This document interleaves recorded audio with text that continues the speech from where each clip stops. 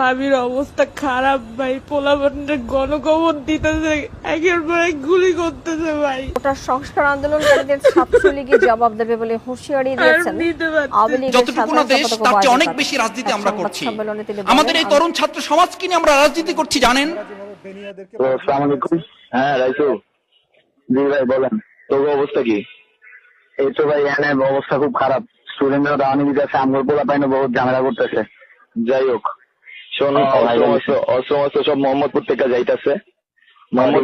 মোহাম্মদপুরে এইদিকে তুই যে কলেজের স্টুডেন্ট হোক, স্কুলের স্টুডেন্ট হোক, যেটারে তুই পাইবি, জি ভাই কুপায় লাবি, ওই জায়গায় কুপায় লাবি।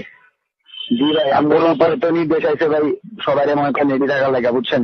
এখন আমরা আজকে যে পরিস্থিতি হয়েছে ক্যাম্পাসে, অ্যাটলিস্ট আপনারা যদি কেউ দেখতেন, বিশ্বাস করেন আপনারা সারা জীবনের জন্য এই ছাত্রলীগ জিনিসটাকে যে কি পরিমাণ ঘৃণা করতেন বা ভয় পাইতেন আপনারা জানেন না।